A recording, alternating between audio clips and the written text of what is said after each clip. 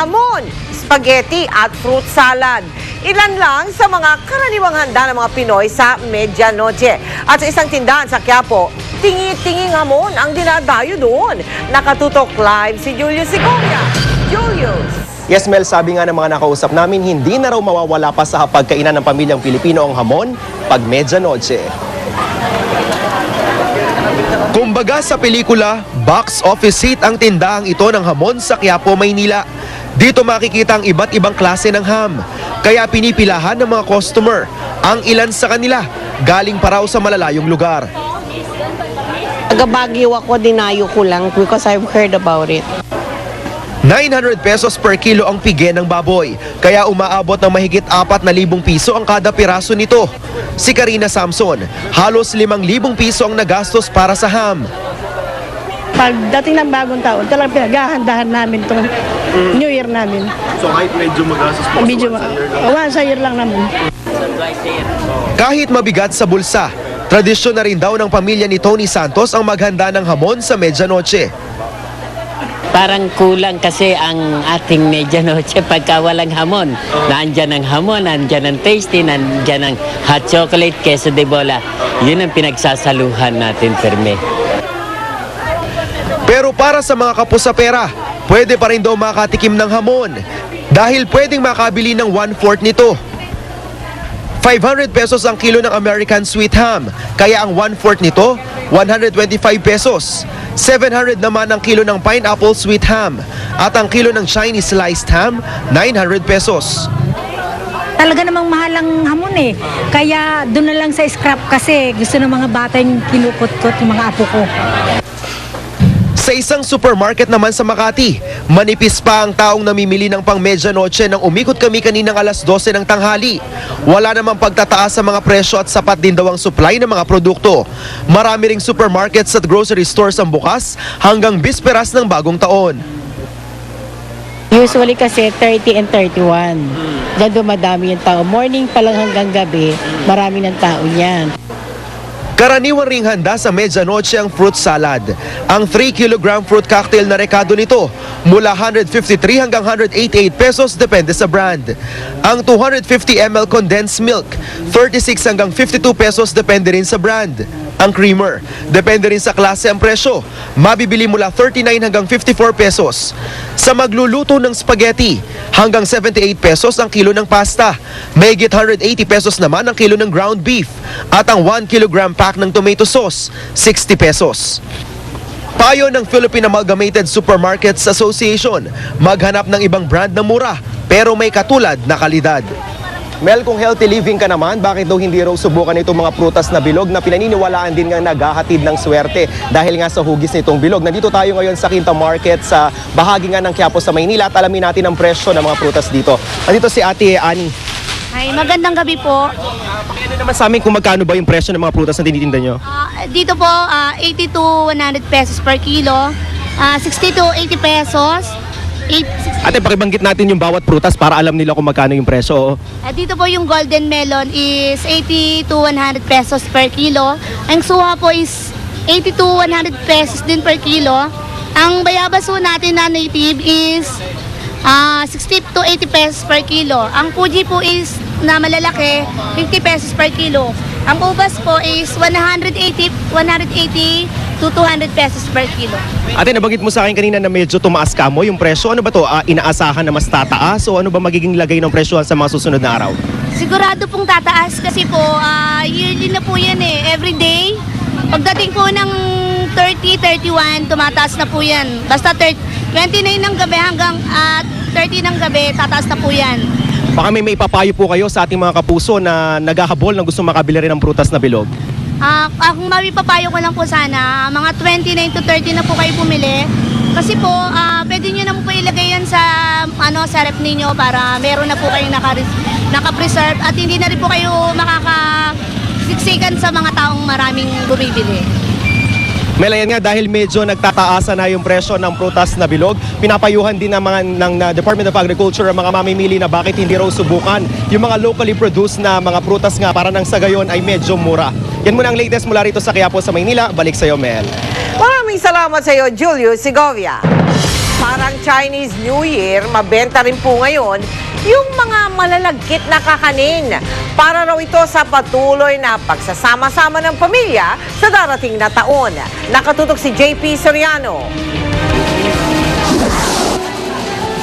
Si Nanay Ludi, maagang namakyaw ng tikoy at iba pang malakit na kakanin sa isang tindahan dito sa Binondo. Kasi sabi nila, pag yung kumakain ganyan, swerte daw. Si Joseph naman, dumayo pa rito para pumili ng tikoy, pansalubong sa Iloilo kung saan siya magbabagong taon kasama ang pamilya. Malagkit, kaya stick yung family. Tsaka wala naman mawawala kapag maniniwala tayo. Bagamat mabenta na, di pa rin nagbabago sa ngayon ang presyo ng tikoy. 98 pesos pa rin ang ordinary at 135 pesos naman ang may flavor gaya ng pandan, ube at chocolate. Pero kung sawa na raw sa tikoy, ba't di magain ng ibang malagkit na kakanin gaya ng mochi balls na ito at mochi piao o hopyang may malagkit na makpuno ang palaman?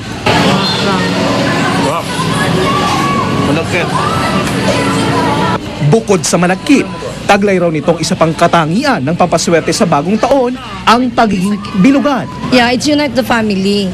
Bilog, lucky, pangpaswerte, pera, pumapasok sa bahay. Okay rin daw ihain ang kakaning matchang na gawa sa malakit na kakanin na may halong karne ng manok at baboy. Swerte rin daw ang malalakit kapag i-display. Tulad na lang ng mga good luck gabing ito, imbis na lutuin. Para saan daw po nilalagay yan? Sa altar, Sa altar. Apo. Para saan daw po? pampaswerte po siya, pang good luck. Hindi rin kakainin ng Lucky Cat Cat and the Baby Piña na ito, kundi isasabit sa pintuan. Yan ay para raw pumasok ang pera sa bahay. At kung gusto mo naman na ligtas, pero maingay na pantaboy daw ng malas, magsabit na lang ng electric lantern firecracker na malapaputok ang tunog pero walang pulbura at di kailangang sindihan. At habang papalapit ang bagong taon, magbubukas sa mga tindahan dito sa Binondo hanggang alas 11 ng gabi para biganda ng masarap na tradisyong itong tumatak na sa tiyan at puso ng maraming Pilipino. JP Soriano, nakatuto, 24 oras. Nakakagimbal na krimen ang bumulabog po sa Taguig. Patay ang isang ginang ng malapitan na masabugan ng bomba na isinilid sa regalong pinadala sa kanyang pamilya. Nakatutok si June Veneracion. Labas-pasok ang mga pulis at ambulansya, pero siniguro ng mga gwardiya na walang makakapasok sa gate ng media. Sir, wala po bang hindi po na pwedeng pumasok, sir? Kagabi isang regalo raw ang dineliver sa lumang bahay ng pamilya Chua sa Parañaque. Kinuha ito ng kanilang driver at dinala sa nalipatang bahay sa Mahogany 3 sa Taguig City. Pero nang buksan ni Yvonne Chua kaninang alas 10:30 ng umaga, sumabog ang regalo. Patay agad si Yvonne, nakaligtas ang kasamang anak. Ang kanya namang asawa ay kakaalis lang nang mangyari ang pagsabog.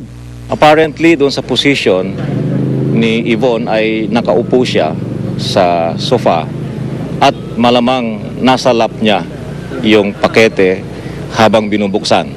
Kasi ganun yung aming nakitang position niya. Nalaglag siya from the sofa. Maraming tama. Na-recover ng PNP ang 2 pang granada na hindi sumabog na kasama rin sa loob ng package. Kaya lumalabas na 3 ang lamang granada. Maging ang mga pulis ay nagulat sa paraan ng pagsagawa ng plano. Pambihirang pagkakataon ng bombang isinisilid sa regalo. At kapag binuksan, ay sasabog na ito. Itinaon pa ito sa panahon ng kaliwat kanan ng bigayan ng regalo. Maaring nakatape lang ito at pagbukas noong bagahe, syempre kapag ka nakatape lang, aalis yung tape doon sa safety lever. Pag na-release yung safety lever, puputok yon. Wala pang masabing anggulo at motibo ang PNP. Isa raw sa tututukan ay kung sino ang unang tumanggap ng regalo at kung sino ang nag-deliver nito. The family, sir, may mga threats na ba sila before or ito talaga na ito yung bumulagalan sa kanila? Kinukuha pa namin lahat ng detalye kasi may mga sinasabi sila but we cannot as yet give the details until we have finalized yung investigation. Tikom ang bibig ng PNP sa family background ng biktima. Ang alam nila, may kaya ang pamilya. June Veneracion, nakatutok, 24 oras. Kaligtasan mo sa Alerto 24. Narito ang maiinit na balita. Sasamahan tayo ngayong gabi ng kapuso nating si Jay Taruk. Jay! Salamat, Mel. Mga kapuso, lalo na yung mga biyaheng probinsya ngayong magbabagong taon. Ingat sa pagmamaneho. 6 ang patay sa magkahiwalay na aksidente. Nangyari yan sa Pagbilao, Quezon at sa San Leonardo, Nueva Ecija. Si Michael Fahatin, naka-alerto, 24. Nagkarambola ang tatlong motorsiklo matapos sunod-sunod na sumalpok sa isang ambulansya sa Maharlika Highway, Barangay Castellano, San Leonardo, Nueva Ecija. Base sa investigasyon, alanganing umovertake ang isang motorsiklo at sumalubong sa paparating na ambulansya. At pagkatapos ay sumunod na sumalpok ang dalawa pang motorsiklo. Agad namatay ang tatlong nakamotorsiklo. Sugatan naman ang driver ng ambulansya. Ayon sa pulisya, katatapos lang maghatid ng pasyente sa Metro Manila ng ambulansya at pauwi na sana sa Bungabon nang mangyari ang salpukan. Kakasuhan ng reckless imprudence resulting in multiple homicide, physical injuries, and damages to property ang driver ng ambulansya. Doon pong magkaroon ng unang impact, nakabig nung driver ng ambulansya yung sasakyan niya, kung kaya't sumadsad at tumagilid. Kahapon, isang pampasaherong bus ang nahulog sa bangin sa Diversion Road, Barangay Silangang, Malikboy, Pagbilao, Quezon. Nasa 50 talampakan ang lalim ng bangin. Agad namatay ang driver ng bus na si Nestor Basco at 2 pang pasahero. 19 na pasahero kabilang ang 2 bata ang sugatan. Sa isang ospital sa Lucena dinala ang mga biktima. Ayon sa isang karelyebong driver ng bus na si Christopher Manlangit, bukod sa nawalan ng preno ang bus, nagkaroon pa raw ito ng problemang mekanikal. Nakikipag-ugnayan na ang hepe ng pagbilang pulis sa may-ari ng bus para matulungan ang pamilya ng mga biktima. Ginagawa namin yung paraan para makontak siya.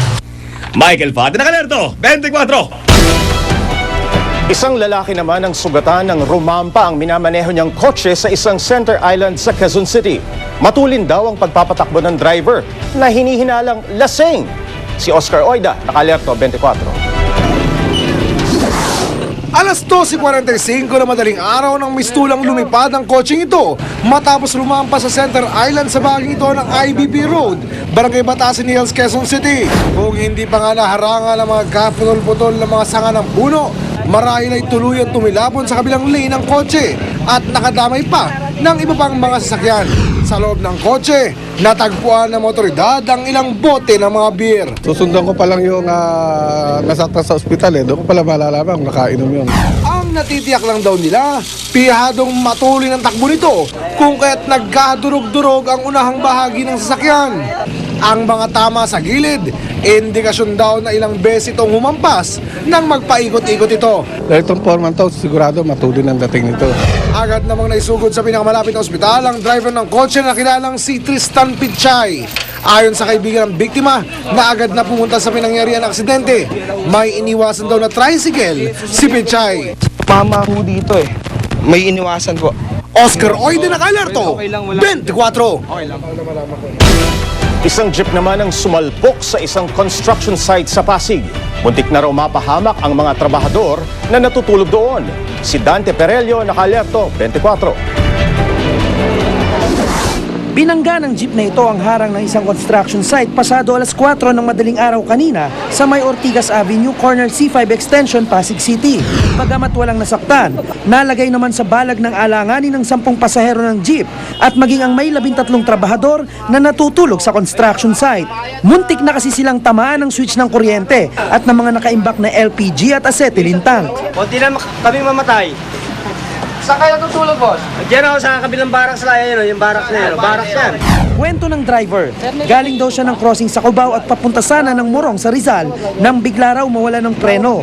Kaya imbis na mabangga niya ang sinusundang sasakyan, iniiwas na lang niya ang minamaneho niyang jeep. Kanina ginawa namin yan kaya lang yung sa ilalim. Hindi na naputol kasi bigla Naputol bigla yung preno. Nang hanapin naman ng mga taga-MMDA ang kanyang lisensya, traffic violation ticket lang ang kanyang naipakita. Nakumpiska pala ang kanyang lisensya dahil nakasagi raw ito ng tao, ilang linggo lang ang nakaraan. Sa ating mga motorista, dapat bago tayo lumabas, kailangan nating i-check yung ating mga accessories, yung preno, yung ilaw, tsaka dapat talaga properly condition yung driver para lumabas. Dahil sa mga nasirang yerong harang ng construction site, pati na landscape at drainage system ng katabing subdivision, nahaharap si Candor sa panibagong kaso na reckless imprudence resulting in damage to property. Dante Perello, Naka-Alerto, 24.